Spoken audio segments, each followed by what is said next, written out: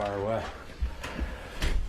Hey Matt, when you bring a team together, maybe don't always know how it's all going to come together, but these receivers really seem to like each other. Yeah. Have you sensed that? Have you noticed that this year? I really have. It's a really cool. Everyone throws around the word culture. It's like the relationships that these guys have built. Obviously, winning helps, but this has gone back to OTAs and then training camp, where it started, and it's something that's special. We've talked about it in the last couple of weeks. What these guys have done in that wide receiver room. There's only one football. And so statistically, these guys are going to have a certain amount of plays or catches, for example, or touchdowns. You look at a guy like Thornton last week. He didn't have a catch. So important to this offense and what he's done. He's a team player, great kid. And the guys are just embracing that, and we're having fun. It's selfless football, and it's every day. It's not just pick and choose, and I think that's just a credit to those players for embracing that, understanding it, and then when you win, it certainly makes it a ton of fun. What will it mean to inject Rasheed into what you guys have going on? So Rasheed, his growth from rookie year to last year, unfortunately getting hurt, to now this year, I think the word is just exciting, for the optimistic. The kid has done so much on and off the field to better himself, both as a person and a player. And I think you feel that and see that with the love and the friendship that these guys have internally. You see that, you feel it. So, I have to get goosebumps just thinking about when he goes out there and what he does to this offense. And there's an excitement that you have. You got to remember now, he hasn't played for a little while, so there's a little bit of some realness to it too. But that's the beauty of what Brett Veach and Coach Reed have done with the depth that we have in this offense.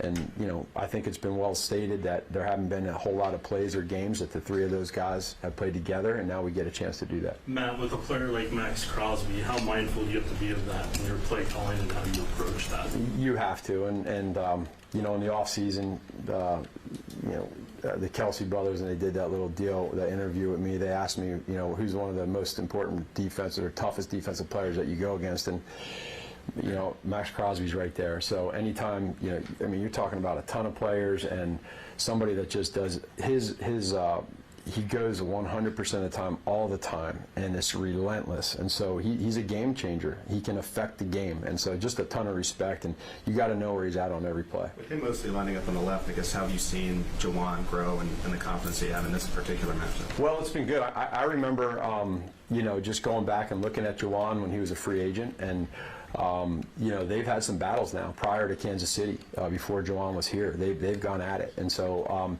it'll be a test. I have a ton of confidence in JT, and I know he respects the heck out of Max, and so it's a good battle. Matt, with Rasheed, how have you just seen him off the field through this whole roller coaster this last 6 months or so? Because he didn't know when he was going to be suspended. He was at camp, and kind of up and down, and especially the last 3 weeks that he's been here.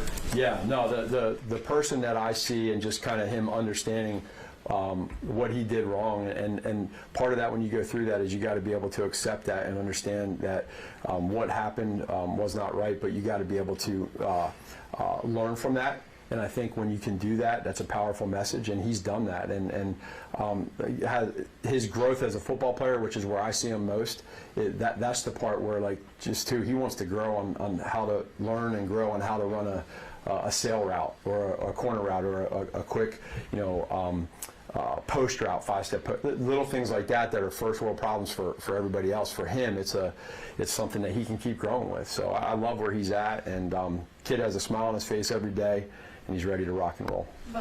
Matt, with the receiving depth and the way the line seems to have been coming together, what are you seeing in Patrick's level of just confidence and trust in everything around him? It's on another level. The trust, that trust is powerful. You got to have that. You want to be able to take shots downfield. Well, you can't do that if you don't have protection.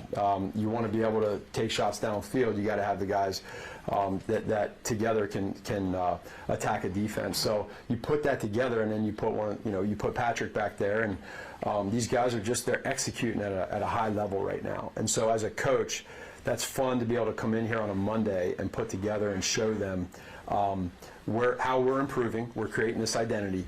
And, I just go back to eliminating those penalties. When we don't beat ourselves and just stay ahead of the sticks, we can do good things. But consistency, you have to be able to do that every week, and you can never get complacent. So those two words, I think, go hand in hand. And if we do that, we stick together, we keep that edge, it can be a special, special year. Do you think it's fair to say that Patrick's comfort and trust is, higher than it's been in a while with everything around him? 100%. 100%. Last three, start with Sam. With Jalen Moore, can you just describe what the difficulty of that assignment of learning that late that he's going to play and maybe not gotten all the first team reps during the week and plugging in there? Right. Well, I'd say two things. So number one, the good thing about him coming here is that he does have experience. Number two, he's mentally strong, so he's always prepared, knowing that he's that guy at any moment that can go in there. And then the third part, too, is Coach Heck does a great job of being able to rotate guys in practice.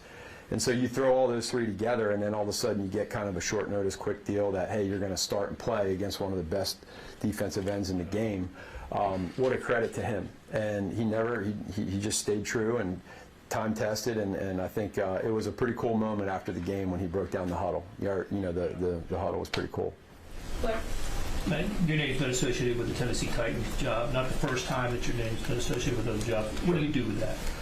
I'd say, you start off with, for me, like you just said, I've been through this situation before, and I think it's very, very important that knowing that, you got to figure out ways how to navigate it. And so every coach is a little bit different on how they do that. And for me, going through it before, what I've learned is that you want to make sure that you are preparing the right way, and when you prepare, that's in the off season. So that said, it's very, very important that you stay in the moment and you don't lose focus on anything else. And the social media world right now can get crazy, and there can be a lot of things said, but it's only fair to your peers, your players, coaches, etc., that you stay true to them, you stay in the moment, and then when the time does come, you look forward to it.